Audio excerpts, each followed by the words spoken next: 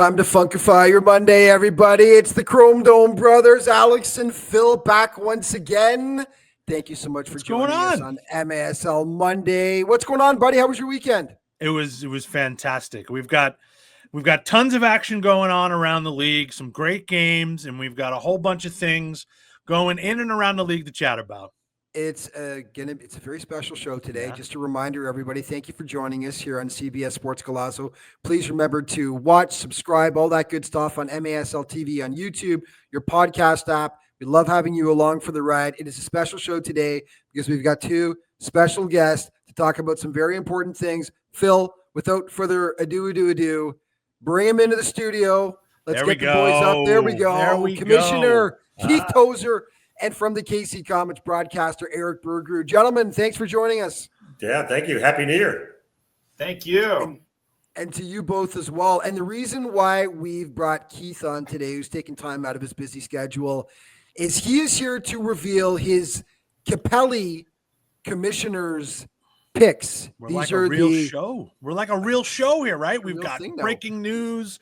We've got sponsorship on the Commissioner's pick. This is all good stuff. And Keith is going to reveal, drum roll please, who his two picks are for the final two picks for the All-Star Game, which is coming up in Utica on February 12th. So without further delay, Keith, take us through it. Who'd you pick?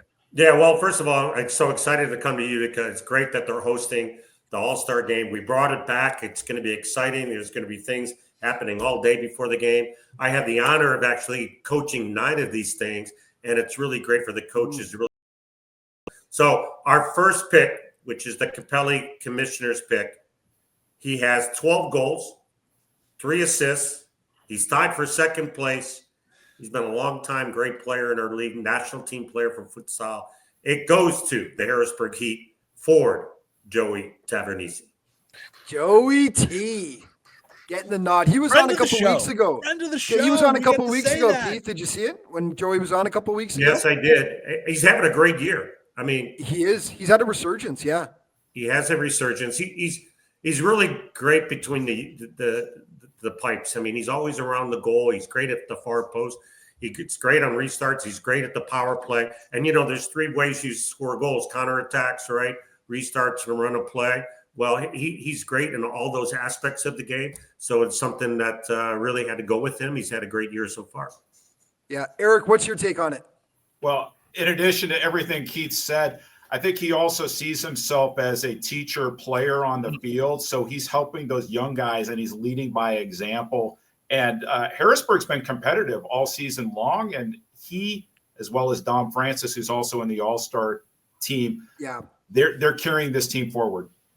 Erik, not many times you're wrong, but you're right again. That's a great point right there about his leadership skills. I'll clip Keith, that for you, Erik. Don't worry about it. Yeah. Keith, how much would you have loved to have a guy like Joey T on your championship teams back in the day? Well, I had the great honor of coaching Joey, actually, on the U.S. men's national team. He's a consummate professional. He trains like he plays. He's great for the fans. He's great for the game.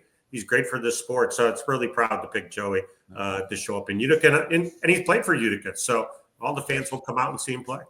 Yep. Okay, and the second Capelli Commissioner's pick, drum roll, please, is who do you got, Keith? Well, it was difficult, because as a commissioner's pick, you got to look across all the teams. You got to look at the team itself, what they actually need. He's been battling a little bit of injuries, but in only 5 games, he's got 5 goals, 2 assists. He's another leader. He's another experienced guy. The second Capelli Commissioner pick goes to Utica City FC forward, Gordy Gerson. We need like lasers and fireworks for this sort of. Yep.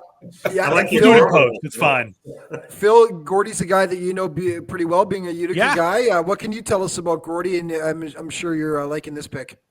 Over 200 goals career scored in this league, over 300 points. We talk about sort of bringing the All-Star Game back, and we want to celebrate, the MASL and really the pillars that brought us back to this moment. And no better honor than for Gordy to be one of those guys who's been a dangerous goal scorer in this league for who knows how many years now, right? Almost a decade, right? Maybe even plus a decade. So to have Gordy in this game, who representing not only players who have been performing well in this league this year, but also guys who put the league on their back and sort of brought us back to this moment. And of course, just before we let you go, Keith, this is in addition to the fan vote last week, which was such a great thing, a great way to get the fans involved, where it was Leo Acosta, Nilton DeAndrade, Juan Alava, and William Bonahani as well. So it's a stacked roster of guys, and it's just going to be a fantastic event in Utica. Well, I'm really looking forward to the draft and how the coaches and the captains really pick these players. Phil, I love your point too, similar to what Erik said about Joey, is that normally in an all-star game, it's in the middle of a season. It's really based upon what players have done, in that season. But this one's a little bit different. This is not only what's happened so far in the season, to Joey's point with the 12 goals. No. It also goes back to last season. So we brought last season's success in here. But then we also brought in the fact that what have they done for the league? What have they done for the game? And these two players have done that. And we have rising stars. We have experienced veterans. I'm also very keen of how the skills competition is going to be in that morning. So it's going to be a great event out in Utica. I hope to see everybody. I will be there. Yeah. Excellent. Yeah. Awesome. Yeah. Mr. Commish, thank you so much for coming on. Thanks, and we will do this again later in the year and have a great time in Utica. Yeah. I know Phil certainly. Well, Erik, are you going to the game, by the way? I am planning on being there. Planning on being there. Okay, awesome. Keith, thanks so much for joining. We are going to take a quick break, and when we come back, we're going to discuss Erik's, the continuation of his show, 10 for 10. Coming back in just a moment on more MASL Monday. Thanks, guys. Welcome back to MASL Monday, everybody. Alex Bastiavansky, Phil Levanko, and of course, our special guest, Erik Bergrud from the KC Comets. Erik, I would like to point out, I do have my new Comet scarf, which I've got sent to me. Phil is I can't do this. Scarf. Mine's like way old, so apparently after this episode hits, I'm going to have to get in some serious text mode with the Comet front office. But here's the big question now. I was also sent a William Eske. I know Phil is very jealous about this. I am. This is a William Eske bobblehead. I absolutely love this thing. Is it allowed to have St. Louis paraphernalia and KC paraphernalia in this close contact? Like, good question. Is that allowed? Is this? Well, you're neutral, so you can do anything you want. Right. In my office, probably not so much. Probably not so much. And here's the other question. I also have a Chief Wasabi Vancouver Canadians baseball team bobblehead. This is the only other bobblehead that I have. Folks, what do you think? Eske or Chef Wasabi? This is another question of the day. This is a pretty good one too. Wasabi graduated from culinary school. He's a chef. Absolutely, he is the chef for the Vancouver Canadians. Yeah. Anyway, I love the bobbleheads. Thank you for the swag, everybody. Okay, so we've got a lot to talk about in this segment. Where it's the return this year of Erik's show, 10 for 10. It's going to be on Wednesdays. We can't wait. Just more great content for the MASL. Tell everybody about 10 for 10, Erik, and what it's going to be about this year. Sure. So we debuted this last year in tribute of the league's 10th anniversary. So it was my conversations with 10 people who held different roles across the league, and they were 10-minute interviews. Get it? 10 for 10. So it hit 10 and then the 10th anniversary. And so we started with Keith Tozer for episode 1 and worked our way around the league. I think for year 2, we're going to be a little bit more thematic, although we will still focus on some of the stars and big names across the league. We want to get into the business of soccer, specifically the business of indoor soccer. And so we'll be looking at how individual players, coaches, owners, et cetera, connect not just on the field, but off the field as well. So episode 1 features an interview with Everton Moreira, head coach of UCFC. And we're going to be working our way geographically across the league, all the way through the rest of the regular season. I love it. I love more content for this league. I love different aspects of the game being sort of brought into it. Why are we doing the business stuff, right? That's the simple question. Well, what's funny is I spend entirely too much time on social media reading MASL fans' comments, and you may or may not be surprised. A lot of what they're focused on is the business of indoor soccer. Yeah. Yes, everybody wants to say my player is better than your player or my team is great, but a lot of it is, what are we doing to grow the game? What are we doing to grow attendance? What are we doing from a broadcast streaming perspective? And so I think there's a lot of interest there. And this will fill a lane very different than what you do so well on MASL Monday. And then Phil, you and Ryan on under review. So this is just a different lane, a different look at indoor soccer.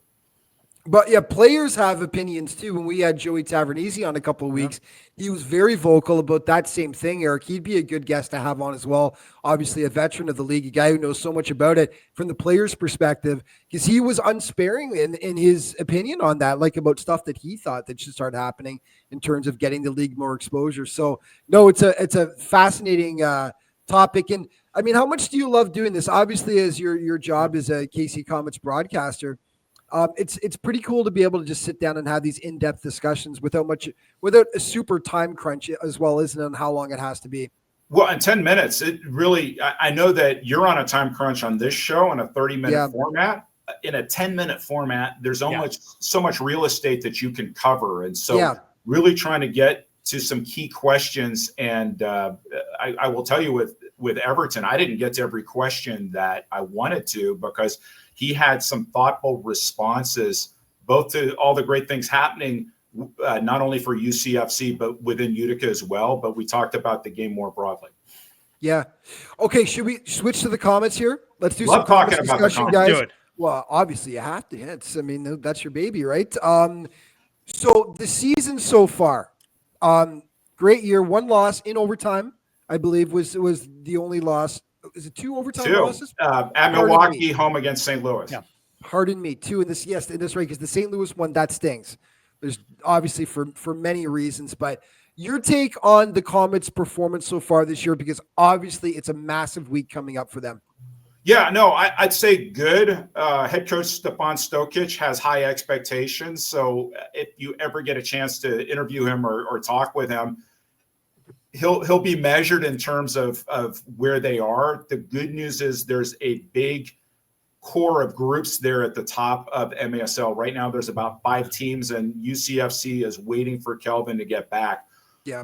So potentially 6 teams right there that are going to be battling for playoff position. And I think I've been on your show before and you've asked me about the Comets.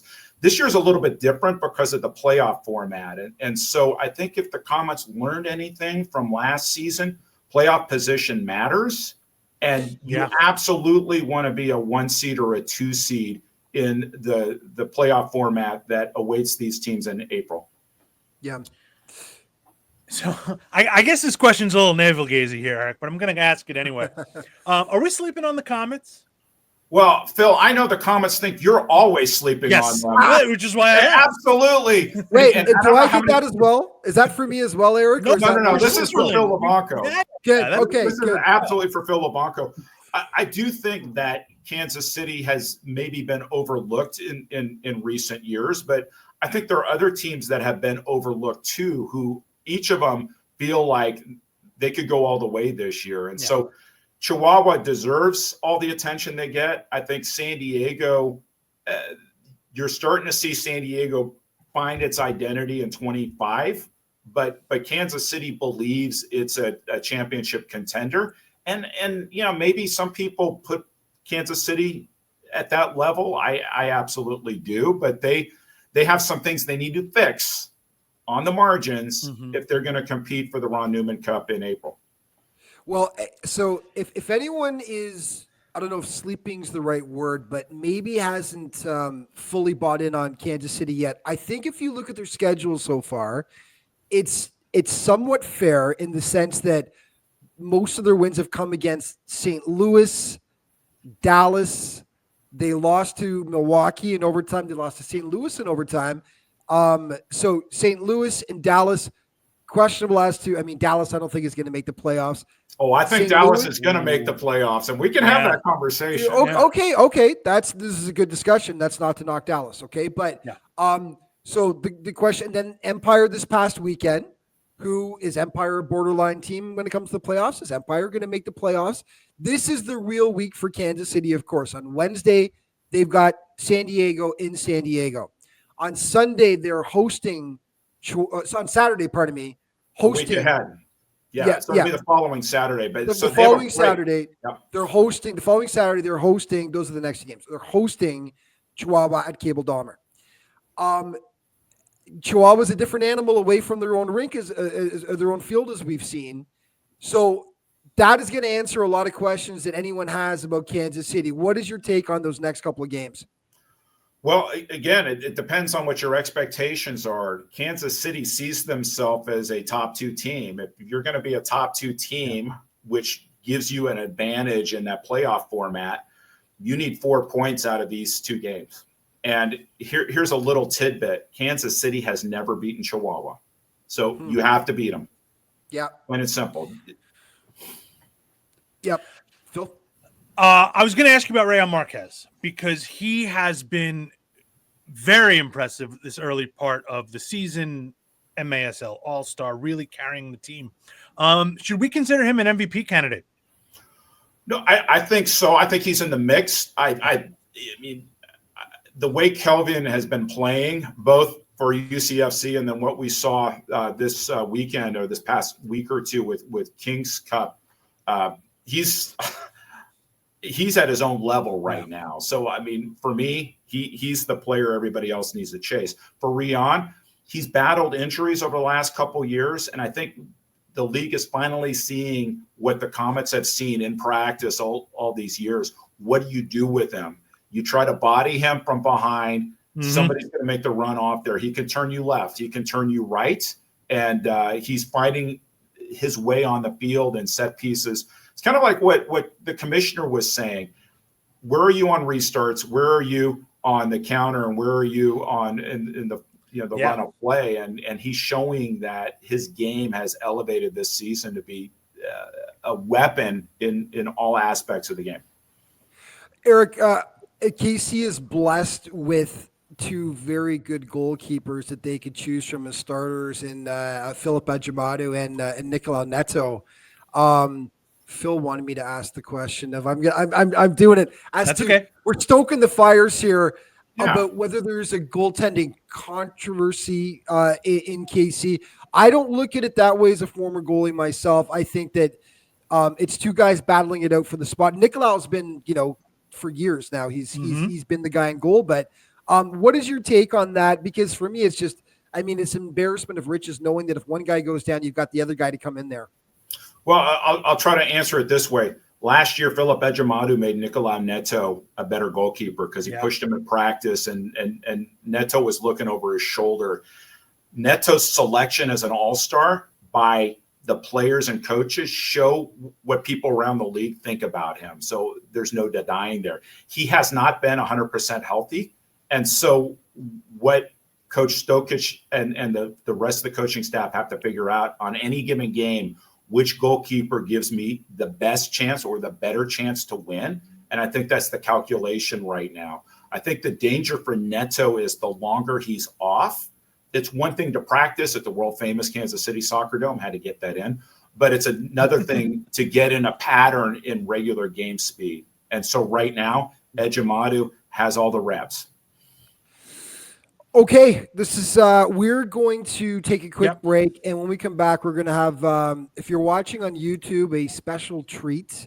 If you're joining us on CBS, we'll be back to preview the game tonight. So we got a couple different things going on here, but we're taking a quick break. More MASL Monday coming back in just a second. Alex Bashevansky, Phil Ivanko, as we continue on here, and we're going to try something now. Something new, Phil. Yeah, let's do it. 3-line pass. Sure. And this is we're going to have a little debate on some of these questions here as we go along. So let's do the first one here. How many points is acceptable from the next 2 games for Kansas City? 2 absolutely massive games. Yeah, we talked about it with Erik a little bit, right? And he said 4 points. And that's probably where it should land with the competition that they're going to playing San Diego this week and then Chihuahua later on. If they really want to be one of those top teams that, they think I sleep on them and all that stuff, they probably need to take more, if I'm being honest. 4 is the realistic number. I think Erik was being, kind of rational when it came to that. But, if you want us to talk about you more, let's get a 6er. You know what I mean? You talk about them more. I always talk about them, buddy. You're the one that's catching flack. You're just sliding Okay. through there. I know. But you know what? I would say at least one win. At least one out of the 2. I want to see. Hey, they're from the Show Me State, man. So I want to see what they've got against these 2 teams, and they've got a glorious chance back on their home turf against Chihuahua. They're not a corner sport. So one of these 2 games, I would like to see at least a split from Kansas City. Question number 2, can Dallas make the playoffs? And earlier when we were talking to Erik, and I said, no, I don't think Dallas is making the playoffs. And then he brought up a couple of good points off the air to me as well, which is the schedule going down the stretch. And I mean, so I'm looking at their schedule. My answer is now I actually think they're probably going to make the playoffs. And a big reason why is, and I'm really sorry to the Outlaws, but so far this season, the Outlaws have looked to be the weakest team so far. And they've got Texas 5 more times on the schedule, Phil. So a chance to pad some points there. What's your take? Well, they have to avoid the slip up. Margin of error is really, really small. Schedule is not great. In January, for the rest of January, they got Chihuahua a couple times, especially down in corner sport. They have to look past those games. Everyone's got to stay healthy. But if they can get to February, it opens wide up for Dallas, and they have a chance of absolutely slipping into the playoffs. St. Louis, Empire, Tacoma, all of those teams that they're going to be competing with for the spot, their schedules are much worse. There's no doubt about it, right? So Dallas, it kind of like Moses parting of the Red Sea, right? There is that opening. There is that lane. They cannot have a slip up against the Outlaws. I don't know if you remember when Dallas was going through their struggles and Texas lost to Dallas, right? And played spoiler. There's a chance it can go the other way this time around. Yeah, and of course, do I think that Tacoma is overall a better team than Dallas? I do, but when we were off air also, you brought up a good point to me, of course, which is that Tacoma's schedule is a nightmare compared to Dallas down the stretch. Yeah, so and that was a big win by Dallas this weekend against Empire. They needed that one, right? And Jamie Lovegrove had a heck of a game, and Soccer Dave had a great game too. So, these wins open the door for them for sure. And, we talked about St. Louis and Empire for that last spot. I think Dallas is in there now as well. Okay, question number 3. What is the ceiling for the Baltimore Blast this season, in your opinion? I said at the beginning of the year, I thought they were a top 4 team. I said in the beginning of the year, Coach Dave Bascom is going to be a Coach of the Year finalist. There is absolutely nothing that has sort of not showed me that they can't be there. Schedule is great. Lots of games, lot less travel. They avoid those West Coast teams, as I think, we were looking at before. They're up in the top 4 now, and I think, they're humming, man. And Coach Bascom knocked off another tough win in Utica this past weekend. I don't see them, maybe a little dip to 5th, but I see them sticking around the top 4 for the rest of the year. Yeah, for me, I think they're going to have a great regular season. The fact that they've got no games against Chihuahua or San Diego, if you're asking me for their long-term playoffs and stuff, I can't answer that yet because they don't face those guys. So they don't have that test, which leads us into the next one. Does Milwaukee get enough respect as an elite team? They've had a great season so far. They will play both Chihuahua and San Diego this season. So we'll get a better read as to what Milwaukee is after they play those teams. We're also going to get a better read after KC plays them, though, as well, of course, because KC plays Milwaukee so much during the season. I'm very interested in seeing how they do as a comparison anyway. But what's your take? Well, they absolutely boat raced Texas this weekend, in one of those games where they got out, 5, 6, 7-0, from the jump, and then sort of, pulled it back a little bit, but, can control the whole game. They got Tacoma this weekend. So, their schedule gets a little bit more where people like you and I are going to be paying attention, and, the eyeballs are going to start with them. Now, they're probably going to hover in that sort of 3 to 7 range. They're sneaky been in the top of the league too. And I think, I should sort of recognize that one as well. But, Yeah, probably. Probably the answer. People like dummies like me probably need to put some more respect on their name. Yep.